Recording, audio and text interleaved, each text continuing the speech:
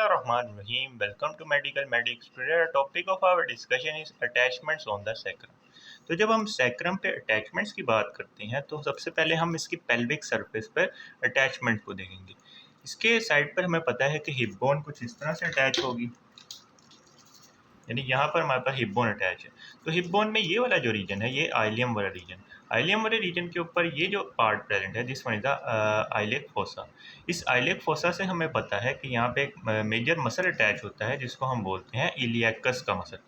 इलियकस का मसल यहाँ से ओरिजिन लेगा। उसके अलावा जो एला ऑफ द सैक्रम होता है, यानी यहाँ पे एला ऑफ सैक्रम प्रेजेंट है, वहाँ से भी ये ओरिजिन ले रहा होता है इलियकस का मसल। तो rough part of the ala give origin to the iliacus anteriorly. The part of the pelvic surface lateral to the, यहाँ पे जो लेटरल सरफेस का पार्ट है, यहाँ से हमारे पास ओरिजिन हो रहा है पिरीफॉर्मिस का। तो जो पिरीफॉर्मिस का ओरिजिन होता है वो काफ़ी इंटरेस्टिंग है, कुछ इस तरह से कि लेटरल सरफेस पे ये ओरिजिन ले रहा है। उसके अलावा इसका ओरिजिन इन जो पेल्विक सैक्रल फोरामिनाज हैं उनके दरमियान भी एक्सटेंड कर रहा होता है। तो हम कहते हैं कि इसका जो ओरिजिन है वो ई शेप है, यानी कुछ इस तरह से इसका ओरिजिन है, ई शेप, एक इस तरफ और एक इस तरफ। तो जो पिरीफॉर्मिस का ओरिजिन है वो ई शेप है, जो कि एक्सटेंड कर रहा है लेटरल सरफेस से, यानी लेटरल पार्ट ऑफ द एला से लेकर between the pelvic sacral foramina extend कर रहा होता है और ई शेप बना रही होती है। तो ये पिरीफॉर्मिस का ओरिजिन हो गया। नेक्स्ट हम डोर्सल सरफेस पे आते हैं। डोर्सल सरफेस पे हमने बात की थी कि this one is the median sacral crest और this one is the lateral sacral crest. अब इन दोनों के दरमियान ये हमारे पास एक मसल ओरिजिन ले रहा होता है, उस मसल को हम बोलते हैं इरेक्टर स्पाइनी का मसल, यानी इरेक्टर स्पाइनी का मसल यहाँ से ओरिजिन ले रहा होता है और इसका ओरिजिन हमारे पास यू शेप है। यहाँ पे ई शेप थी और यहाँ पे यू शेप ओरिजिन है। अब इस यू शेप की जो कैविटी है, यानी यू शेप की जो कैविटी है, यहाँ पे हमारे पास एक और मसल होता है जिसको हम बोलते हैं मल्टीफिडस का मसल। यहाँ पे मल्टीफिडस हो गया। तो यू शेप हमारे पास इरेक्टर स्पाइनी आ गया, उसके अंदर जो कनकेविटी थी यू के अंदर, वहाँ पे हमारे पास मल्टीफिडस का मसल आ गया। अब हम लेटरल सरफेस पे आते हैं। This one is the lateral surface.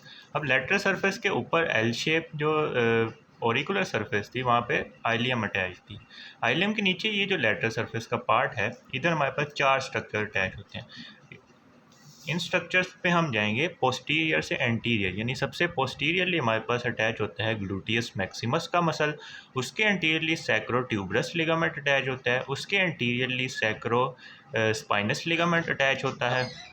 तो तीसरे नंबर पे हमारे पास सैक्रो स्पाइनस लिगामेंट आ गया और उसके एंटीरियरली हमारे पास कॉक्सीजियस का मसल अटैच होता है। सबसे posteriorly gluteus maximus, then we have the sacrotuberous ligament, then we have the sacrospinous ligament and then we have the coccygeus muscle. तो ये लेटरल सरफेस की बात होगी। उसके अलावा जो हमारे पास कुछ लिगामेंट्स भी अटैच होते हैं। तो जो फर्स्ट सैक्रल वर्टिब्रा है, this one is the first sacral vertebra, इसके एंटीरियरली हमारे पास एंटीरियर लॉन्गिट्यूडनल लिगामेंट अटैच होगा और इसके पोस्टीरियरली हमारे पास पोस्टीरियर लॉन्गिट्यूडनल लिगामेंट होगा। उसके अलावा हमें पता है कि यहाँ पे आइलियम बोन अटैच है। आइलियम बोन के हमारे पास एंटीरियरली अटैच होता है ventral sacroiliac ligament, sacroiliac ligament ventral aspect है, तो वेंट्रल सैक्रो आइलिक लिगामेंट यहाँ पे अटैच होगा। उसके अलावा जो लेटरल सरफेस पे ये पिटेड एरिया प्रेजेंट होता है, यहाँ पे अटैच होता है इंट्रोशियस सैक्रो आइलिक लिगामेंट, यहाँ पे अटैच हो गया इंट्रोशियस सैक्रो आइलिक लिगामेंट। उसके अलावा जो लिगामेंटम फ्लेवा होता है, वो हमारे पास जो लेमिना होते हैं S1 वर्टिब्रास के, वहाँ पे आके अटैच हो रहा होता है। तो ये लिगामेंटम फ्लेवा की बात है। उसके अलावा और अटैचमेंट्स को देखें तो जो इन्फीरियर लैटरल एंगल्स होते हैं, वहाँ पे अटैच होता है लेटरल सैक्रोकॉक्सीडियल लिगामेंट। नीचे कॉक्सिस प्रेजेंट है, तो नीचे कॉक्सिस प्रेजेंट है तो यहाँ पे प्रेजेंट होगा लेटरल सैक्रो, लेटरली प्रेजेंट है, सैक्रम से एक्सटेंड करा है कॉक्सिस की तरफ, तो इसको हम बोलते हैं लेटरल सैक्रोकॉक्सीडियल लिगामेंट। अब एक बार दोबारा से अटैचमेंट्स को देख लेते हैं। सबसे पहले यहाँ पे अटैच था इलियकस का मसल, फिर यहाँ पे ई शेप हमारा ओरिजिन ले रहा था पिरीफॉर्मिस का मसल, डोर्सल सरफेस पे यू शेप ओरिजिन था, तो डोर्सल सरफेस पे यू शेप हमारे पास इरेक्टर स्पाइनी था, यू शेप की कनकेविटी के अंदर मल्टीफिडस मसल अटैच था। उसके अलावा लैटरल सरफेस पे पोस्टीरियर से एंटीरियर, सबसे पोस्टीरियर ग्लूटियस मैक्सिमस अटैच था, उसके एंटीरियरली सैक्रोट्यूबरस लिगामेंट अटैच था, उसके एंटीरियरली सैक्रोस्पाइनस लिगामेंट अटैच होता है, उसके एंटीरियरली कॉक्सीजियस का मसल अटैच होता है। तो ये लैटरल सरफेस की बात होगी। उसके अलावा S1 वर्टिब्रा के एंटीरियरली हमारे पास बॉडी के एंटीरियरली प्रेजेंट होता है एंटीरियर लॉन्गिट्यूडनल लिगामेंट, बॉडी के पोस्टीरियरली अटैच होता है पोस्टीरियर लॉन्गिट्यूडनल लिगामेंट। उसके अलावा लैमिना ऑफ द S1 पे अटैच होता है हमारे पास लिगामेंटम फ्लेवा। और हमारे पास जो लिगामेंट्स हैं यहाँ पे इलियम बोन अटैच थी, तो ventral sacroiliac ligament, sacroiliac sacrum से आइलियम। और यहाँ पे pitted area on the lateral surface पे हमारे पास interosseous sacroiliac ligament attach था। तो ये हमने अटैचमेंट ऑफ सैक्रम की बात कर ली। नेक्स्ट हम इसके कुछ रिलेशंस की बात कर लेते हैं। तो जो एला ऑफ सैक्रम होता है यहाँ पे कुछ स्ट्रक्चर्स रिलेट कर रहे होते हैं, इनको हम याद रखेंगे लैटरल से मीडियल साइड तक, यानी लैटरल से मीडियली हम इन स्ट्रक्चर्स को देखेंगे। सबसे लैटरली इसके लिए हमारे पास निमोनिक्स भी है oils. O stand for the obturator nerve, I stand for the iliolumbar artery, L stand for the lumbosacral trunk and S stand for the sympathetic chain. OILS से हम इसको याद रखें। O stand for obturator nerve, I stand for iliolumbar artery, L stand for lumbosacral trunk and S stand for the sympathetic chain.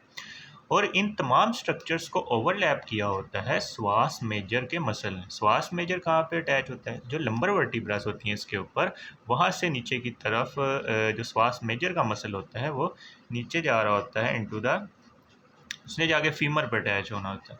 तो जो श्वास major का muscle होता है वो इन तमाम स्ट्रक्चर्स को ओवरलैप कर होता है। Obturator nerve, iliolumbar artery, lumbosacral trunk and the sympathetic chain. ऑयल्स से हम इसको याद रखते हैं। उसके अलावा बीडीसी में एक और पॉइंट लिखा है कि यहाँ पर एक ट्रायंगल की फॉर्मेशन होती है, उस ट्रायंगल को हम बोलते हैं ट्रायंगल ऑफ मार्सिली। अब ट्रायंगल ऑफ मार्सिली को समझने के लिए हम L5 वर्टिब्रा को इसके ऊपर रखते हैं।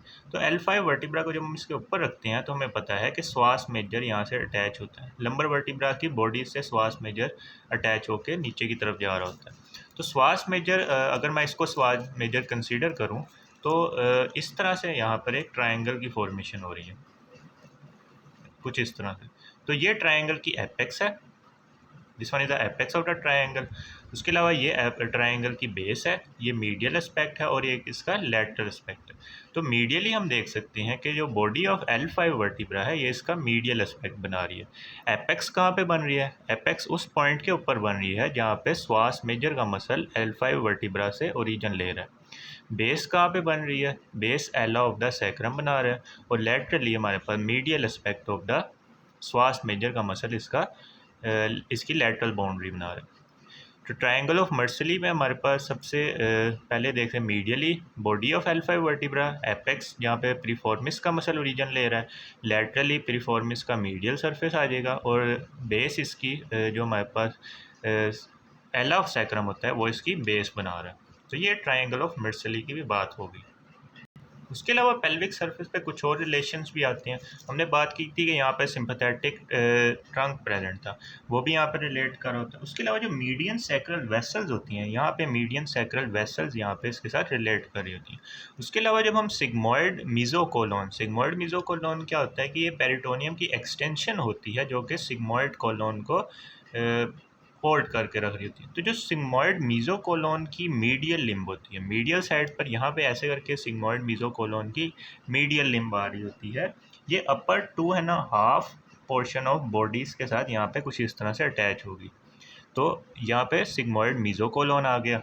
उसके अलावा जो हमारे पास लोअर पार्ट है वहाँ पे हमारे पास रेक्टम प्रेजेंट होगा, यानी लोअर 2.5 बॉडीज़ के पार्ट में हमारे पास प्रेजेंट होगा रेक्टम वाला रीजन।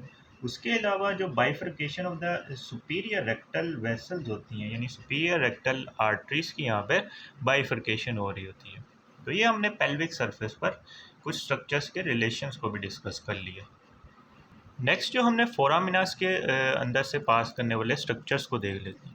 तो इसके अंदर हमें पता है कि ऊपर वाली साइड पे ही हमारे पास जो स्पाइनल कॉर्ड होती है वो टर्मिनेट हो जाती है। तो जो स्पाइनल कोड का एक पार्ट होता है जिसको हम कोर्डा इक्विनी बोलते हैं, उसके अंदर से जो हमारे पास स्पाइनल नर्व्स होती हैं वो नीचे की तरफ एक्सटेंड कर रही होती हैं। अब जो जो सैक्रल नर्व्स होती हैं उनके एंटीरियर रेमाई हमारे पास जो पेल्विक सैक्रल फोरामिनाज होती हैं उनके थ्रू बाहर आ रही होती हैं, क्योंकि ये आगे की तरफ प्रेजेंट है। तो anterior रेमाई of the sacral nerve जो 4 सैक्रल नर्व्स हैं वो यहाँ से आ रही होती हैं, जबकि जो 5th सैक्रल नर्व होती है वो यहाँ से नीचे वाले पार्ट से आ रही होती हैं। उसके अलावा जो हमारे पास जो लेटरल सैक्रल आर्टरीज होती हैं वो भी इन पेल्विक सैक्रल फोरामिनाज से आ रही होती हैं। नेक्स्ट जो डोर्सल सैक्रल फोरामिनाज हैं, दीज आर डोर्सल सैक्रल फोरामिनाज। अब इन डोर्सल सैक्रल फोरामिनाज से हमारे पास भी सैक्रल सैक्रल नर्व्स की डोर्सल रूट आ रही होंगी। इधर से वेंट्रल रूट आ रही थी, उधर से डोर्सल रूट बाहर की तरफ आएंगे। उसके अलावा जो हमारे पास ये जो सैक्रल हाइएटस है इसके थ्रू भी कुछ स्ट्रक्चर आ रहे होते हैं। इसके थ्रू हमारे पास यहाँ पे 5th सैक्रल वर्टिब्रा प्रेजेंट है, तो 5th सैक्रल वर्टिब्रा की नर्व यहाँ से बाहर आएगी। उसके अलावा कॉक्सीडियल आर्टरीज कॉक्सीडियल नर्व्स यहाँ से बाहर आएंगी। उसके अलावा जो फाइलम टर्मिनल होता है वो C1 के लेवल पर टर्मिनेट करते हैं। फाइलम टर्मिनल क्या होता है कि पाया मैटर की जो नीचे एक्सटेंशन होती है उसको हम बोलते हैं फाइलम टर्मिनल, जो कि C1 के लेवल, नीचे कॉक्सीजियस प्रेजेंट होगा, C1 के लेवल पर टर्मिनेट करती है। तो ये हमने फोरामिनास की बात कर ली। फोरामिनास पे हमने देखा कि वेंट्रल पेल्विक सैक्रल फोरामिनास से बाहर आ रही थी anterior रेमाई of the upper 4 sacral nerve, जबकि S5 यहाँ पे सैक्रल हाइएटस से बाहर आ रही थी। और इसके अलावा हमने देखा कि लेटरल सैक्रल आर्टरीज भी यहाँ से बाहर आ रही थी। उसके अलावा जो हमारे पास डोर्सल सैक्रल फोरामिनास थे वहाँ से डोर्सल रेमाई बाहर आ रहे थे, और S5 की यहाँ से सैक्रल हाइएटस से बाहर आ रही थी। उसके अलावा सैक्रल हाइएटस से हमने देखा कि कॉक्सीजियल नर्व्स बाहर आ रही थी, और जो फाइलम टर्मिनल था वो नीचे C1 के लेवल तक एक्सटेंड कर रहा था। नेक्स्ट हम कुछ इंपॉर्टेंट सेक्स डिफरेंसेस की बात कर लेते हैं कि मेल के केस में पेल्विस में क्या फ़र्क आता है और फीमेल के अंदर क्या फ़र्क आता है। तो जो जब हम बेस की बात कर रहे थे, बेस पे ये बॉडी प्रेजेंट थी और ये लेटरल मैसेज प्रेजेंट थे। तो जो जिनको हम एला बोलते हैं, तो जब हम मेल के केस में बात करते हैं, मेल के केस में जो बॉडी की लेंथ होती है, बॉडी की विड्थ होती है, वो ज़्यादा होती है एज़ कम्पेयर टू द 2 एलास। तो ये इस वाली सैक्रम के अंदर हम देख सकते हैं कि बॉडी की विड्थ ज़्यादा है। अगर हम 2 एलास की विड्थ को प्लस भी करें तो बॉडी की विड्थ फिर भी ज़्यादा है। तो ये वाला जो हमारे पास स्पेसिमन है ये मेल का सैक्रम है। अगर बॉडी की विड्थ कम हो और एला की विड्थ ज़्यादा हो, एला की विड्थ ज़्यादा हो, तो फीमेल का सैक्रम प्रेजेंट होगा। उसके अलावा हम एक सैक्रम इंडेक्स भी लेते हैं। सैक्रम इंडेक्स कैसे लेते हैं कि हम बेस के अराउंड जो ब्रेथ होती है, यानी ये वाली जो ब्रेथ है इसको लेंगे, इसको 100 से मल्टीप्लाई करेंगे। 100 से मल्टीप्लाई करके हम प्रोमोन्ट्री, यानी ये जो सैक्रल प्रोमोन्ट्री है और ये जो एपेक्स है, इनके दरमियान के डिस्टेंस यानी ये वाली लेंथ से इसको डिवाइड करेंगे। बिट्स ये ब्रेथ लेंगे, ब्रेथ को हम 100 से मल्टीप्लाई करेंगे, 100 से मल्टीप्लाई करके हम इसकी लेंथ के साथ इसको डिवाइड कर देंगे।